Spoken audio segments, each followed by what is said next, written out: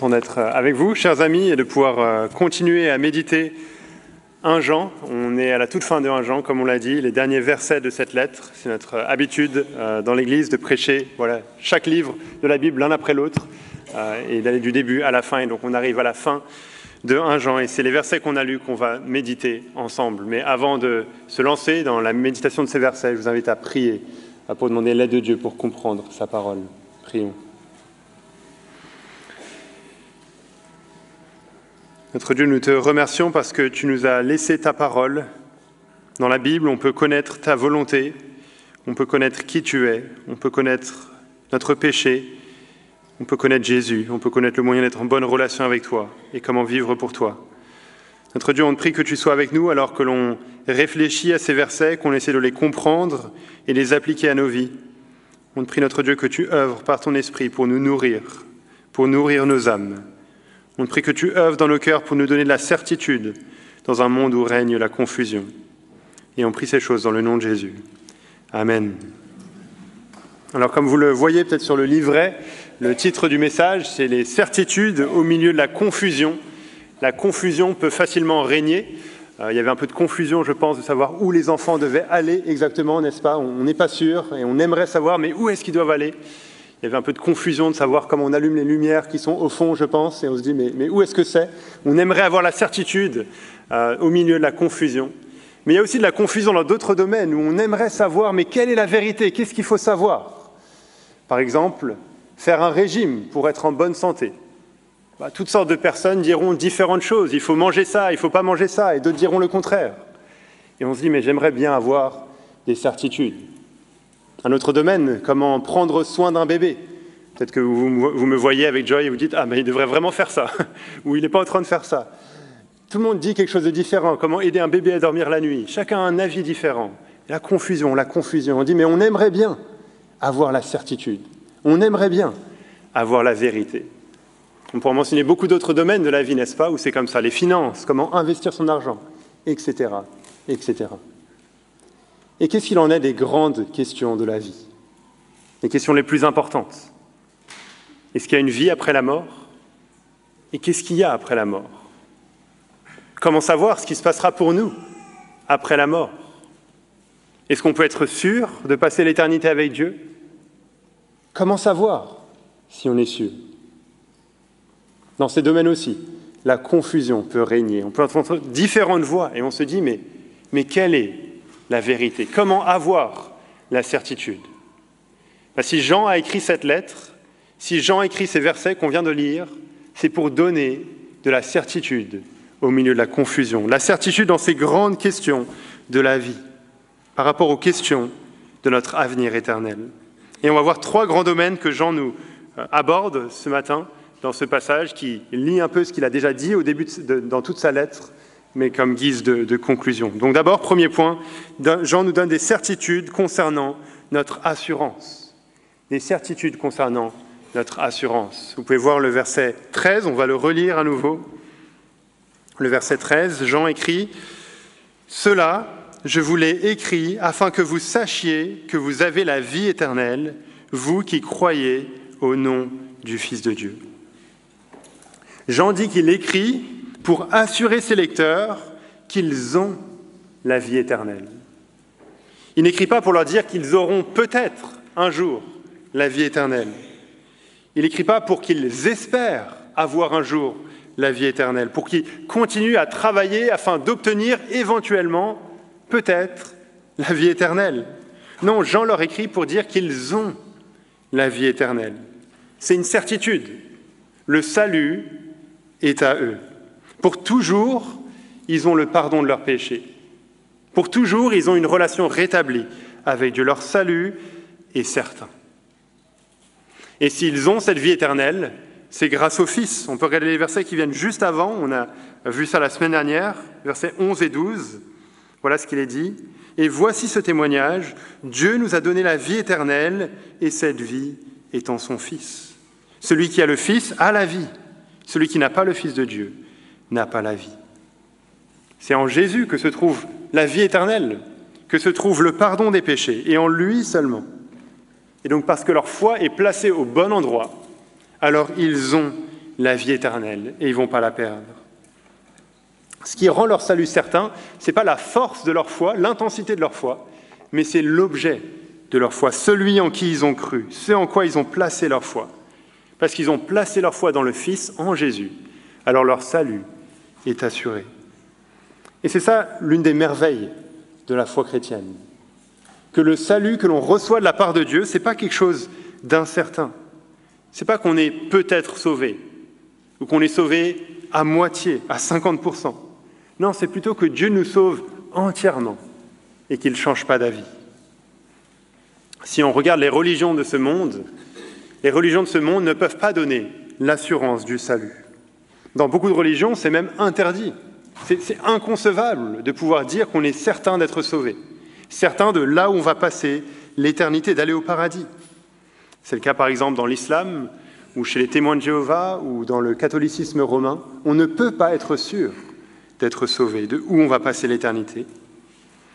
Et si on y pense, c'est normal. Ces religions ne peuvent pas donner l'assurance du salut, parce qu'à partir du moment où ça dépend de moi, à partir du moment où ça dépend de mes bonnes œuvres, de ma vie de piété, de mes performances spirituelles, alors comment être sûr? Comment savoir si j'en ai fait assez? C'est même arrogant en fait de dire qu'on est sûr d'être sauvé, parce que ça reviendrait à dire c'est bon, j'en ai fait assez, je peux être sûr d'aller au paradis. Et c'est ça la grande différence avec la foi chrétienne telle que la Bible la présente.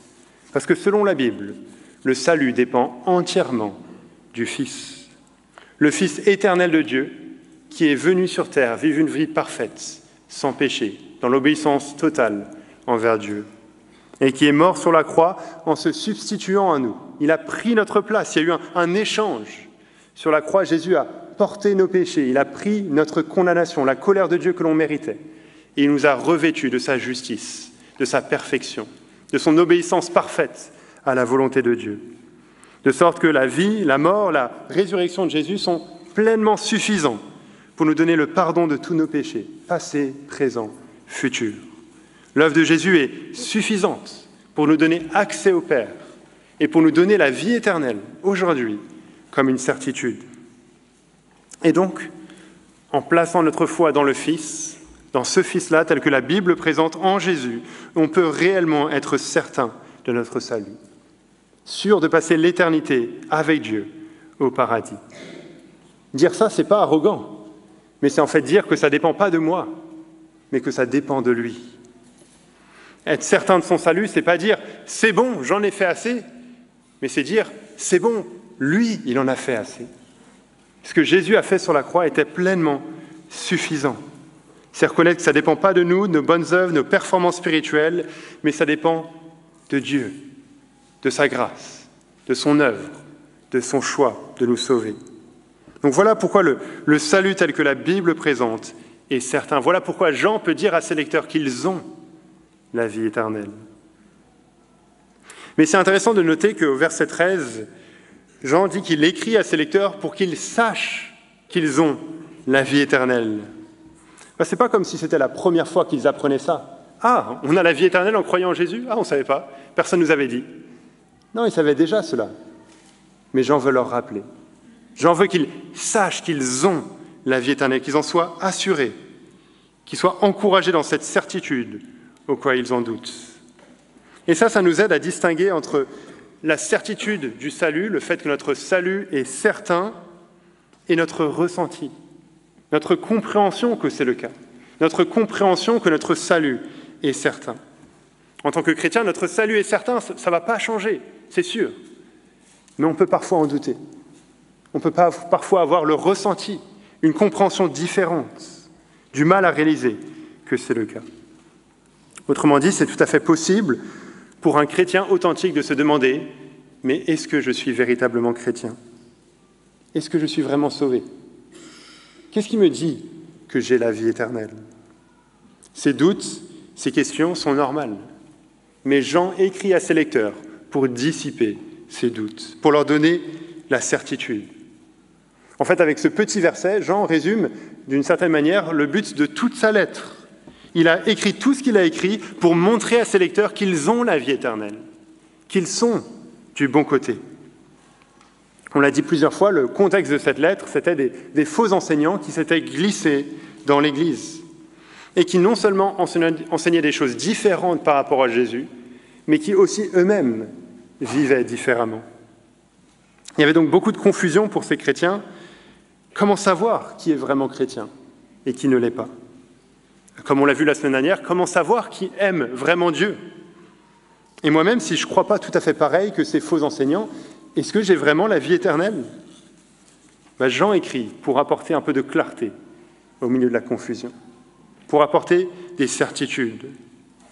On l'a vu tout au long de ses prédications, ce que Jean met en avant dans sa lettre, c'est différents tests, différents critères pour reconnaître qui est vraiment du bon côté, qui sont vraiment ceux qui sont de Dieu, qui sont véritablement chrétiens.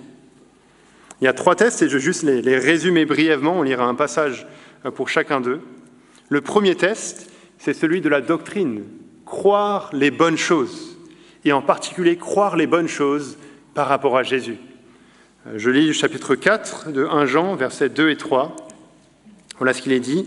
« Reconnaissez à ceux-ci l'Esprit de Dieu. Tout esprit qui confesse Jésus-Christ venu en chair est de Dieu. Et tout esprit qui ne confesse pas Jésus n'est pas de Dieu. C'est celui de l'Antichrist dont vous avez appris qu'il vient et qui maintenant est déjà dans le monde. » On avait vu ces versets, on avait vu que si quelqu'un rejette cela, que Jésus est venu en chair, l'incarnation de Jésus, il n'est pas de Dieu. C'est bien la preuve qu'il rejette lui-même le Père. Le deuxième test, c'est celui de l'obéissance. Obéir au commandement de Dieu. On voit par exemple au chapitre 2, versets 3 et 4, « À ceci, nous reconnaissons que nous l'avons connu, si nous gardons ses commandements. Celui qui dit « Je l'ai connu » et qui ne garde pas ses commandements est un menteur, et la vérité n'est pas en lui. » Si quelqu'un refuse d'obéir au commandement de Dieu, continue à vivre dans le péché tout en disant être chrétien, c'est bien la preuve, nous dit Jean, qu'il n'est pas né de Dieu.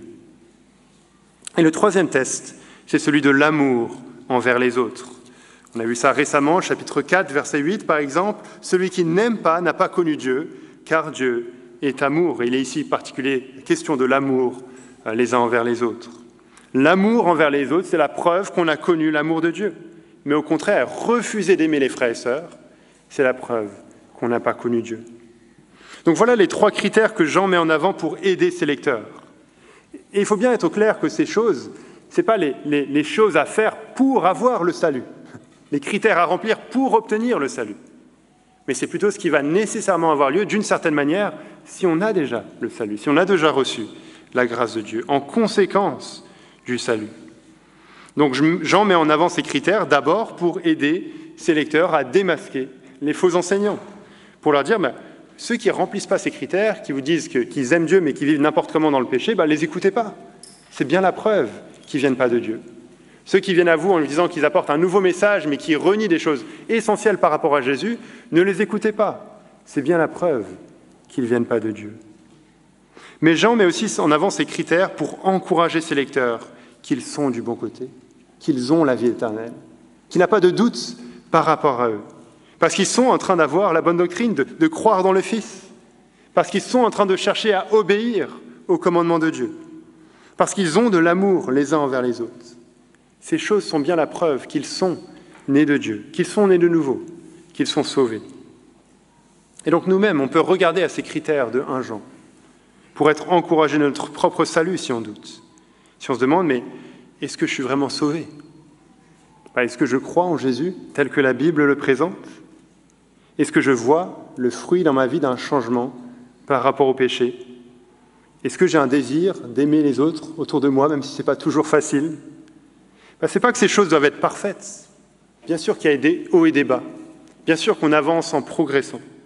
Mais c'est que ces choses doivent être là, aussi petites qu'elles soient. Et ce n'est pas que ce sont ces choses, comme on l'a dit, qui produisent notre salut. Ce n'est pas ces choses qui vont nous faire obtenir la vie éternelle. Non, heureusement, notre salut ne dépend pas de notre manière de vivre. Notre salut est certain, indépendamment de notre manière de vivre. Mais notre manière de vivre, le fait de vouloir obéir à Dieu, d'aimer les autres, c'est le fruit du salut. C'est la preuve que le salut a bien eu lieu. Alors je suis conscient qu'il y a beaucoup d'autres choses qui pourraient être dites sur le sujet. Et je crois que la meilleure manière d'aborder ces choses, c'est d'en parler les uns avec les autres. Et donc si vous-même, vous doutez vous posez des questions sur ces sujets-là, si vous doutez vous-même, Parlez-en les uns avec les autres, après le culte ou à d'autres moments. Venez en parler à l'un des anciens, on serait heureux d'en discuter avec vous. Et je vous encourage également à lire, on ne l'a pas ici à la librairie, mais on pourra l'avoir prochainement, et il vous sera envoyé dans le mail qui sera envoyé, un livre de Pascal Denot qui s'appelle « Le côté obscur de la vie chrétienne ». Vous connaissez, pour une partie d'entre vous, on l'avait lu en tant qu'Église, qui parle en partie des doutes liés à l'assurance du salut. Donc, première chose que Jean veut montrer, des certitudes concernant l'assurance. Deuxièmement, Jean veut donner à ses lecteurs des certitudes concernant la prière, dans les versets 14 à 17. Le fait d'avoir la vie éternelle nous donne une relation privilégiée avec Dieu et la liberté de nous approcher de lui dans la prière. Et regardez ce que Jean dit dans les versets 14 et 15. « Voici l'assurance que nous avons auprès de lui. Si nous demandons quelque chose selon sa volonté, il nous écoute. Et si nous savons qu'il nous écoute, quoi que ce soit que nous demandions, nous savons que nous possédons ce que nous lui avons demandé. » Alors, il y a différentes mauvaises réactions qu'on pourrait avoir en lisant ces versets. La première mauvaise réaction, ce serait de penser que ces versets sont comme un chèque en blanc pour la prière. Ah je demande ce que je veux et Dieu va forcément me le donner. C'est la manière dont certains voient la prière, c'est juste un moyen pour que Dieu réponde à nos désirs, pour que Dieu me donne ce que moi je veux. Et Dieu est un peu comme un distributeur automatique qui me donne ce que je veux si je lui demande. Mais Dieu n'est pas comme ça, et ces versets précisent bien le cadre de nos demandes. Selon sa volonté, il est dit au verset 14, si nous demandons quelque chose selon sa volonté. Il s'agit de prier non pas tous les désirs qui passent dans notre cœur, qui sont centrés sur nous-mêmes, mais selon la volonté de Dieu. Il ne s'agit pas de voir Dieu comme un distributeur automatique, mais de comprendre qu'il est le Dieu souverain, qui agit dans ce monde selon sa volonté et pour sa gloire. Une deuxième mauvaise réaction face à ces versets, ce serait de penser qu'on doit rechercher la volonté de Dieu dans nos propres ressentis et dans notre propre imagination. On se dit, d'accord, je dois prier des choses qui sont selon la volonté de Dieu, mais quelle est la volonté de Dieu? Et on pense que pour trouver la volonté de Dieu, on doit aller dans une forêt, tôt le matin, chercher dans le silence les pensées qui nous viennent et dire « Ah, c'est comme ça que je vais trouver la volonté de Dieu. » Mais ce n'est pas là que se trouve la volonté de Dieu. Dieu a déjà fait connaître sa volonté. Dieu nous a donné 66 livres dans lesquels il a fait connaître qui il est et sa volonté pour ce monde et pour nos vies, où il s'est fait connaître lui-même, ce qu'il désire, comment il agit dans ce monde. C'est dans la Bible qu'on comprend qui est Dieu, ce qui compte pour Dieu, ce que Dieu prévoit de faire et comment il veut agir. Donc si on veut connaître la volonté de Dieu, on doit connaître la Bible. Prier selon la volonté de Dieu, donc, c'est prier selon les priorités que la Bible met en avant. C'est prier les choses auxquelles la Bible accorde de la valeur. Prier les choses auxquelles la Bible apporte de l'importance. Et on verra quelques exemples dans un instant. La troisième mauvaise réaction face à ces versets, ce serait de tomber dans le cynisme, de dire ça ne sert à rien de prier alors, s'il faut prier selon la volonté de Dieu. Parce que de toute façon, Dieu va faire ce qu'il veut, n'est-ce pas? La volonté de Dieu va s'accomplir quoi qu'il arrive, même si je ne prie pas. Et donc c'est bien la preuve que mes prières ne servent à rien. Mais ça, c'est une mauvaise manière de comprendre la souveraineté de Dieu. Comme si le fait que Dieu soit au contrôle de toutes choses nous amènerait à être inactifs. Ce n'est pas le cas. La Bible affirme les deux. Le fait que Dieu est totalement souverain au contrôle de chaque détail de ce monde, et la Bible affirme également que nous sommes responsables de nos actions, que nous sommes responsables de nos choix.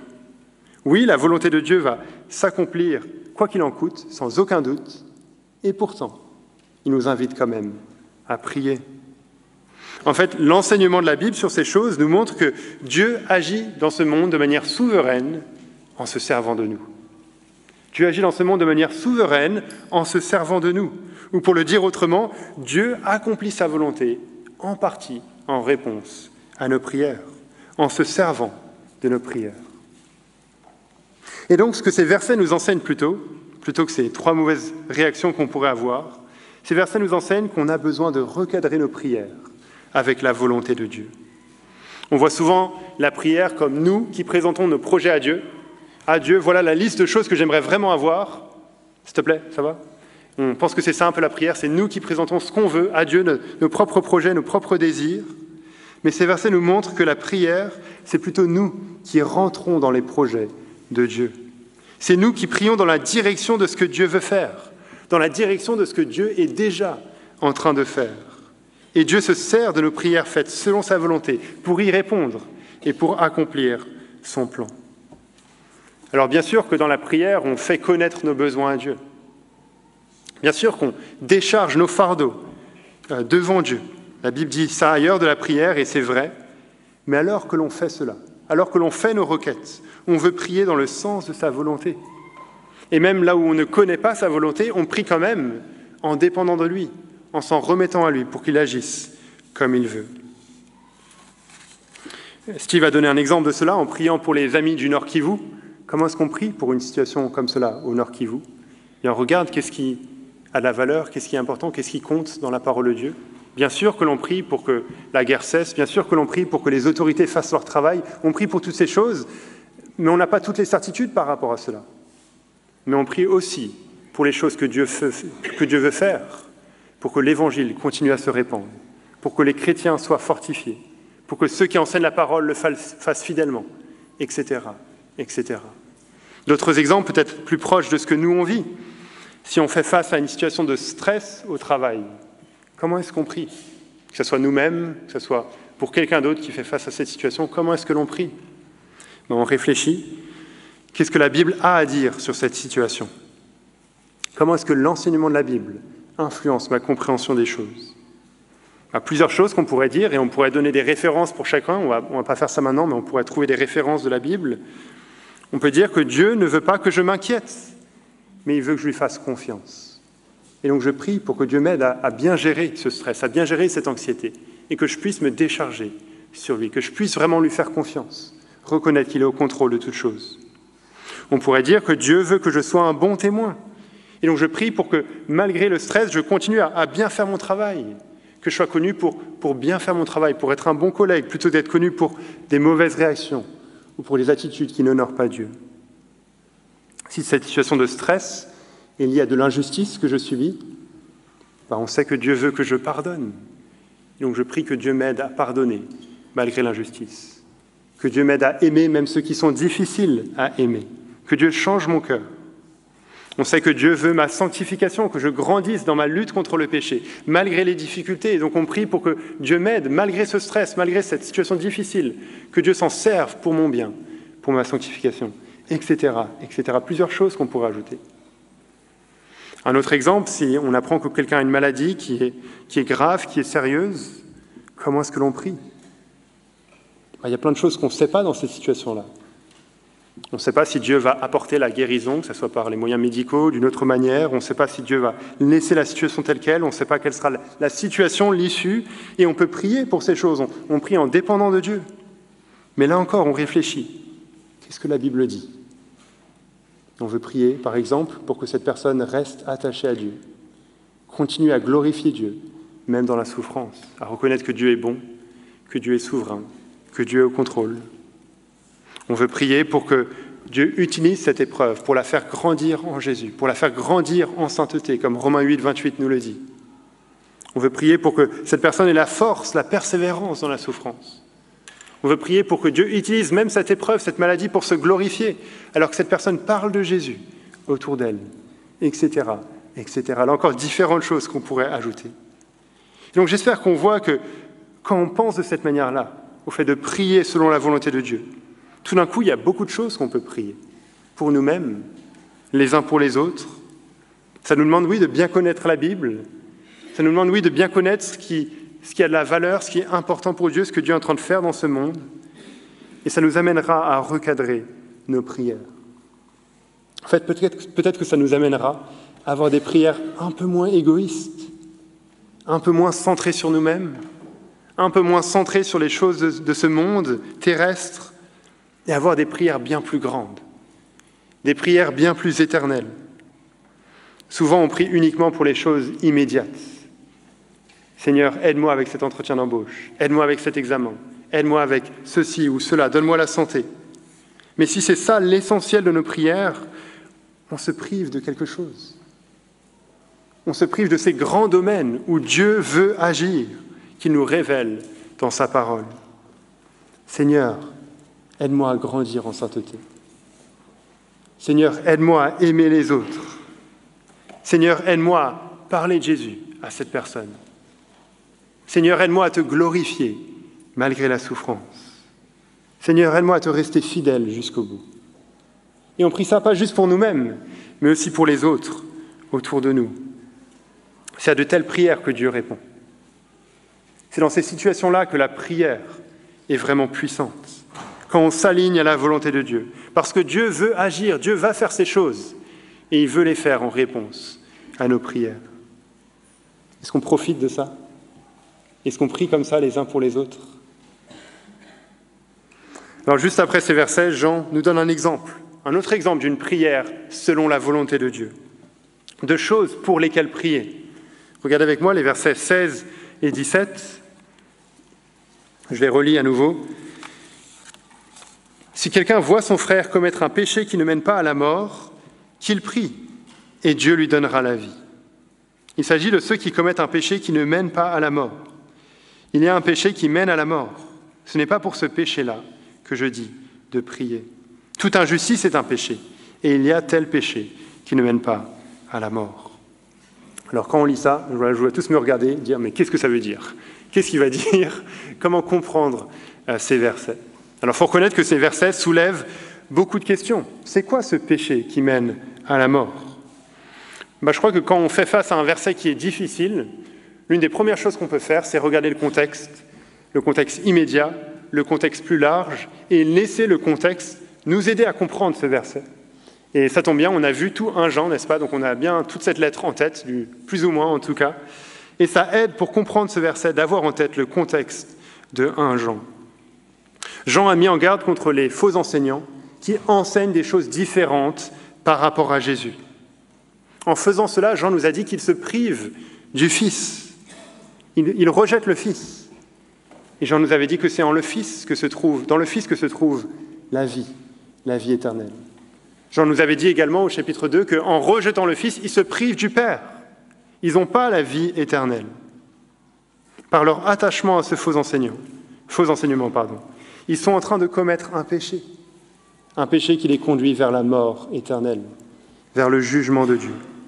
Donc je crois que ce péché qui mène à la mort, c'est tout simplement le rejet du Fils, ou simplement une manière de vivre qui contredit ouvertement le Fils, ce que faisaient ces faux enseignants qui circulaient à l'époque. Alors pourquoi est-ce que Jean dit, à la fin du verset 16, « c'est pas pour ce péché-là que je dis de prier ». Qu'est-ce qu'il veut dire par là? Je ne crois pas que Jean est en train d'interdire de prier pour de telles personnes, qu'il ne faut surtout pas le faire. Mais Jean veut surtout clarifier ce qu'il est en train de demander à ses lecteurs.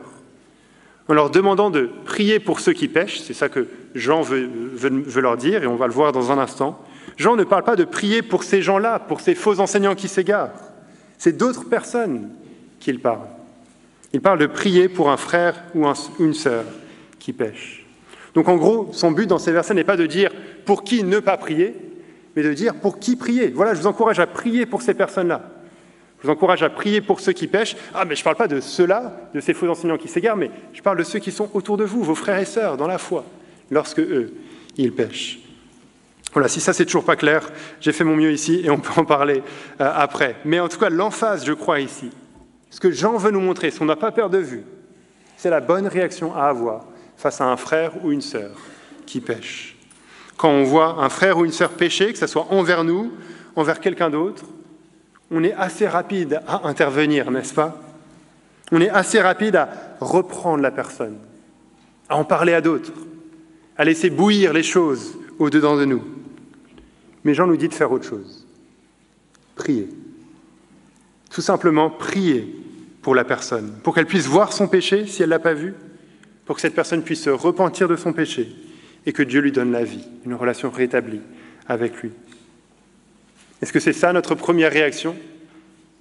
Alors oui, la Bible donne différentes réactions à avoir quand on est confronté au péché d'un frère ou d'une sœur dans différents passages.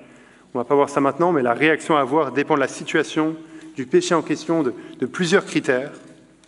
Mais quelle que soit la réaction, la bonne réaction à avoir, une chose qu'on peut toujours faire à n'importe quel moment, c'est de prier pour cette personne. Prier pour son bien spirituel. C'est ça qui manifeste l'amour mutuel dont Jean a parlé dans cette lettre.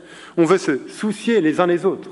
On veut chercher leur bien spirituel et donc prier pour eux. Se soucier même de leurs péchés. Pas s'en soucier dans le sens où on va commérer, en parler à tout le monde, les regarder négativement parce qu'on pense qu'ils sont plus faibles que nous, parce qu'ils font telle ou telle chose. Non, s'en soucier dans le sens où ça nous touche, parce qu'on cherche leur bien spirituel. On veut leur sainteté. Par exemple, on voit une réaction d'un frère ou d'une sœur qui nous semble immature, qui nous semble ne pas honorer le Seigneur, qui nous semble être un péché. Qu'est-ce qu'on fait ? Est-ce qu'on s'indigne en se plaignant que cette personne a encore beaucoup de progrès à faire ? Est-ce qu'on en parle à quelqu'un pour se plaindre ? Est-ce qu'on se jette sur cette personne pour la reprendre ? Jean nous dit, commencez par prier. Commencez par prier pour ce frère. Commencez par prier pour cette sœur, pour que le Seigneur l'aide à voir son péché. Et peut-être qu'elle est déjà consciente de son péché. Priez pour que le Seigneur l'aide à travailler sur ce péché, à lutter contre ce péché, à grandir en sainteté. Observez le changement et remerciez Dieu lorsqu'il aura agi. Voilà un bon exemple d'une prière selon la volonté de Dieu, n'est-ce pas ? Prier pour la sainteté de nos frères et sœurs. Et enfin, dernier point, dernier domaine où Jean veut donner des certitudes. Il veut donner des certitudes concernant notre vie dans ce monde. Je ne sais pas comment vous trouvez, vous, la vie dans ce monde en tant que chrétien. Est-ce que c'est facile ? Est-ce que c'est pas facile ? Est-ce que ça dépend des jours ? J'imagine que ça dépend des jours. Et j'imagine qu'on serait tous d'accord pour dire que ce n'est pas toujours facile.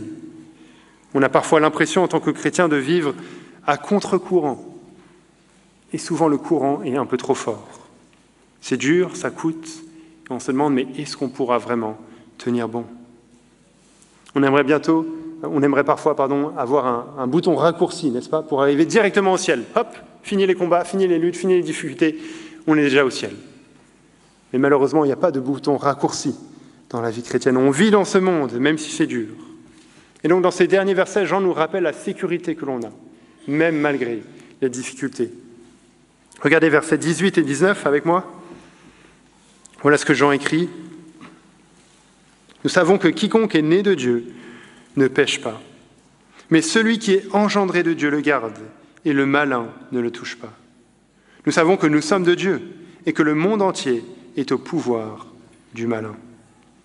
Jean fait ici référence à certaines choses qu'il a déjà évoquées dans sa lettre. Par exemple, le fait que ceux qui sont nés de Dieu ne pêchent pas, c'est ce qu'il a déjà dit au chapitre 3. Pas pour dire qu'un chrétien ne pêche plus du tout, point à la ligne, mais pour dire qu'un chrétien, celui qui est né de nouveau, aura une attitude différente vis-à-vis du péché. Il n'est justement pas en train de commettre ce péché qui mène à la mort, dont Jean a parlé. Mais malgré tout, il y a des difficultés. Le malin dont il est parlé ici, c'est Satan, l'ennemi de Dieu, qui cherche à nous toucher, c'est-à-dire qui cherche à nous atteindre, à nous nuire, à nous faire tomber. Et en plus de ça, on vit dans ce monde. Et Jean nous rappelle que le monde entier, il dit, est sous le pouvoir du malin, sous le pouvoir de Satan. Qu'est-ce que ça veut dire ? Est-ce que ça veut dire que le monde est diabolique ? Dans un certain sens, oui. Le monde, ce monde mauvais qui rejette Dieu, il est sous le contrôle de Satan. Il est dirigé par Satan. Ça ne veut pas dire que Dieu a perdu le contrôle. Ça ne veut pas dire que Satan aura le dernier mot, comme on va le voir. Mais ça veut dire que ce monde est sous l'influence de l'ennemi de Dieu. Ça doit nous encourager à ne pas être trop naïfs en tant que chrétiens. Le monde dans lequel on vit n'est pas inoffensif. Il n'est pas en train de chercher à plaire à Dieu. Au contraire, l'influence de l'ennemi de Dieu se fait ressentir, alors que le monde cherche à tout faire pour nous éloigner de Dieu, pour nous éloigner de Jésus, pour diminuer notre amour pour lui. Toutes les personnes et les structures de ce monde sont affectées par cette influence. Personne n'est neutre. Que ce soit sous couvert d'une fausse religion ou que ce soit avec de l'athéisme explicite, ce monde rejette le vrai Dieu. Que ce soit sur Netflix, sur YouTube, dans les salles de cinéma, dans les salles de concert, dans les librairies et partout ailleurs, ce monde subit l'influence de l'ennemi de Dieu. Ça ne veut pas dire qu'on doit quitter ce monde. Ça ne veut pas dire qu'on doit vivre en dehors de la société. Non, on est appelé à vivre dans ce monde. Mais on doit être conscient que, alors qu'on voudra vivre en tant que disciple de Jésus, il y aura un décalage. Il y aura une différence. Il y aura des valeurs qui s'opposent. On va vivre à contre-courant. Et on peut parfois être fatigué de marcher à contre-courant. Qu'est-ce qui nous dit qu'on va tenir jusqu'au bout? Qu'est-ce qui nous dit que Satan, l'ennemi de Dieu, ne va pas nous faire tomber, ni qui cherche à nous détruire? Jean nous rappelle la sécurité que l'on a. Au verset 18, « Nous savons que quiconque est né de Dieu ne pêche pas, mais celui qui est engendré de Dieu le garde, et le malin ne le touche pas. » Celui qui est engendré de Dieu, c'est le Fils, c'est Jésus. Et lui, Jésus lui-même, il nous garde, il nous protège. Et si c'est Jésus qui nous garde, qui pourrait nous nuire? Le malin ne peut même pas nous toucher, il ne peut même pas nous atteindre. Comme on l'a vu dans 1 Jean, Jésus a remporté la victoire finale à la croix. Il a porté un coup mortel au diable, au péché, à la mort. C'est qu'une question de quelques minutes sur l'échelle de l'éternité pour que Jésus revienne victorieux, pour célébrer sa victoire et la défaite de l'ennemi. Et c'est pour ça qu'on chante parfois ce chant. « Quand vacille ma faible foi, Christ me gardera. Quand le tentateur est là, il me gardera. Sur ce chemin sans son aide, je ne tiendrai pas. Mon amour est souvent tiède, il me gardera. Il me gardera, il me gardera. Car mon Sauveur m'aime tant, il me gardera. » On sait qu'il nous gardera et que si c'est Jésus qui nous garde, alors on est en sécurité. Et ce n'est pas simplement que dans ce combat, on a la sécurité de se savoir entre les mains de Jésus, mais c'est aussi qu'on a d'autres piliers auxquels s'accrocher. Regardons juste brièvement le verset 20.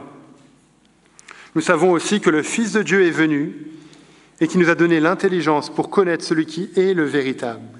Et nous sommes dans le véritable, en son Fils Jésus-Christ. C'est lui le Dieu véritable et la vie éternelle. Le Fils de Dieu nous a ouvert les yeux pour qu'on puisse connaître le véritable, pour qu'on puisse connaître celui qui est la vérité même, Dieu lui-même. Et ce n'est pas simplement qu'on le connaît par notre intelligence, mais c'est aussi qu'on est en communion avec lui. On est dans le véritable, en son Fils, Jésus-Christ. On est unis à lui, en communion étroite avec lui. C'est ça que ça veut dire d'avoir dès aujourd'hui la vie éternelle. Alors qu'on lutte, que le chemin paraît long, on s'accroche en se réjouissant de ce privilège de connaître Dieu et de connaître le Fils. Et vous avez vu ce qu'il est dit par rapport au Fils, par rapport à Jésus, fin du verset 20. C'est lui, son Fils Jésus-Christ, c'est lui le Dieu véritable et la vie éternelle. Jésus est le Dieu véritable. Il n'est pas un demi-dieu, il n'est pas une puissance qui appartient à Dieu. Non, il est Dieu avec un D majuscule. C'est Jésus, le Dieu véritable. Et ça nous aide alors qu'on termine à comprendre la fin un peu abrupte, on pourrait dire, de 1 Jean. Vous avez vu avec quoi cette lettre termine? Petits enfants, verset 21, gardez-vous des idoles. Et c'est la fin, c'est fini. Normalement, dans les lettres du Nouveau Testament, on a des salutations. Que la grâce de Dieu soit avec vous, saluez un tel, etc. Et là, on n'a rien de tout ça. Jean dit, petits enfants, gardez-vous des idoles. Et c'est terminé. On se dit, mais pourquoi est-ce qu'il dit ça? De quelles idoles est-ce qu'il parle? Là encore, je crois que ça aide d'avoir en tête tout le contexte de cette lettre. Il s'agit d'une église qui est confrontée à des faux enseignements sur Jésus. Des gens qui présentent une version déformée de Jésus. Un Jésus qui ne correspond pas à la réalité. Et donc, s'attacher à ces faux enseignements, au final, c'est s'attacher à une idole. C'est s'attacher à un autre Jésus, adorer un autre Dieu. Le vrai Jésus que la Bible présente, il est le Dieu véritable. Tout enseignement qui déforme Jésus présente un autre Dieu et qui n'est qu'une idole. Et il faut fuir cela. Ça nous aide à comprendre que l'idolâtrie, ça ne concerne pas simplement les choses. Oui, on peut donner aux choses de ce monde la place qui revient à Dieu seul. L'argent, la carrière, le sport, un loisir, ces choses peuvent être des idoles et prendre l'affection, la place dans notre cœur qui revient à Dieu seul. Mais l'idolâtrie peut aussi concerner les faux enseignements auxquels on s'attache. Parce que quand on s'attache à un faux enseignement, on n'est pas en train d'adorer Dieu correctement. On est en train d'adorer une caricature de Dieu, une idole inventée par les humains. Jean nous dit, gardez-vous de cela. Restez attachés au vrai Jésus, à celui qui est le Dieu véritable. C'est de ça dont on a besoin pour vivre en tant que chrétien, quand la confusion règne, malgré les hauts et les bas, et malgré l'opposition qu'on va rencontrer. Et dans un instant, on va chanter un chant qu'on ne chante peut-être pas souvent. C'est un rempart que notre Dieu. C'est un chant qui a été composé il y a plusieurs siècles, qui a été composé en fait au XVIe siècle par Martin Luther. Vous avez peut-être entendu parler de Martin Luther, l'un des réformateurs du XVIe siècle. La raison pour laquelle j'ai choisi ce chant, c'est qu'on est bientôt le 31 octobre, et pour les gens un peu comme moi, le 31 octobre, c'est la fête de la Réforme. C'est il y a plus de 500 ans, le 31 octobre 1517, que Martin Luther a affiché les 95 thèses à propos de la pratique des indulgences. Et c'est ça qui, symboliquement, a démarré le mouvement qu'on appelle la Réforme, la redécouverte de l'Évangile. Il y a beaucoup de choses à dire là-dessus, et on ne va pas les dire maintenant, vous inquiétez pas. Mais cette période de l'histoire était une période où la confusion régnait, où les difficultés étaient fortes, et où les gens qui voulaient s'attacher au vrai Évangile faisaient face à un coup important. Et Luther a composé ce chant, « C'est un rempart que notre Dieu », pour montrer la confiance que l'on peut avoir en Dieu, malgré la difficulté, face à l'ennemi de Dieu qui veut s'opposer à nous. Et ce chant est devenu un véritable hymne de la Réforme. Certains ont dit que c'était la Marseillaise de la Réforme, pour parler de la confiance que les chrétiens pouvaient avoir, même face à la mort, en Dieu. Alors nous, aujourd'hui, on fait face à des combats différents, mais on a des combats. Vivre en tant que chrétien n'est pas facile. Le chemin qui reste à parcourir nous paraît parfois encore bien long. Mais dans ce combat, on peut s'attacher aux mêmes vérités qui ont porté les chrétiens de tout temps. On peut dire aussi que Dieu est notre rempart, notre refuge. Donc je vais prier, et puis ensuite les musiciens viendront et on pourra chanter tous ensemble ce chant. Prions ensemble. Notre Dieu, nous te remercions parce que tu ne nous as pas laissés dans la confusion par rapport aux grandes questions de la vie. Notre Dieu, merci parce qu'on peut être certain de notre avenir éternel. On peut être dans la paix avec toi pour l'éternité grâce à Jésus. Aide-nous, notre Dieu, à réaliser cela si l'on doute. Aide-nous à contempler à nouveau l'œuvre que Christ a faite à la croix et à réaliser à quel point c'est suffisant. Aide-nous, notre Dieu, à partager ce message autour de nous, ce beau message de l'Évangile, cette belle assurance qui se trouve en Jésus, que ce message puisse résonner encore aujourd'hui.